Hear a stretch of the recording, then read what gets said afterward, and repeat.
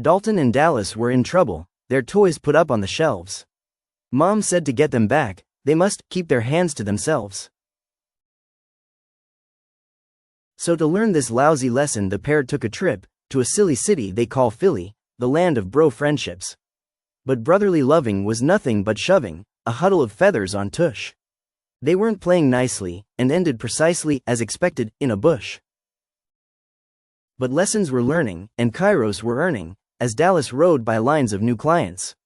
The pair hurried home when they heard that their dome was being invaded by giants.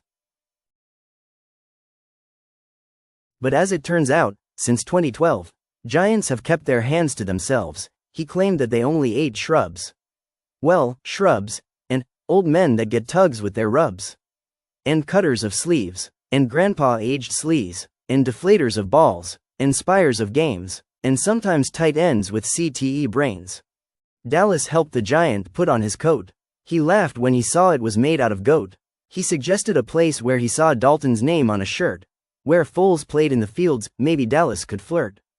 This excited the pair. They had to go to the Windy City, Chicago. But they quickly realized they'd made a mistake. The wind was sharp like cutlery off the lake. Trubisky? Simeon? McCown? Dallas scoffed. Keep my hands to myself? More like hand the ball off. Dalton wondered why the giant had lied. This is clearly where QBs go when they died. But the one bright spot about this dark city? They left with their nails looking really pretty. As they headed back home, they heard the faint wheeze of two out-of-shape men that seemed covered in cheese. The men smelled like booze and a recent fart. They asked for some help with their truck that won't start.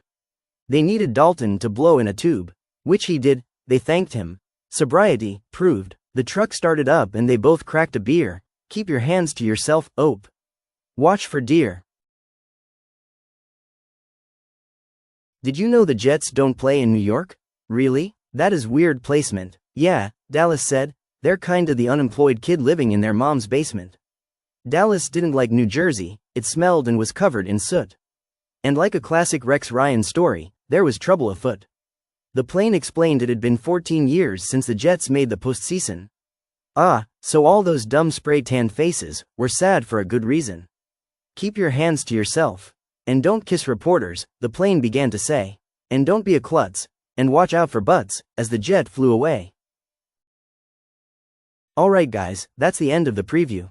We really hope you consider picking up the book to follow along with the rest of the season.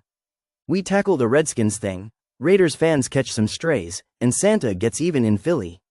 As you can tell, this is more of a coffee table book than a wholesome bedtime story, but maybe you know a fan that knows how to read or at least likes the pretty pictures. Amazon link and ASIN are below. Thanks for checking us out.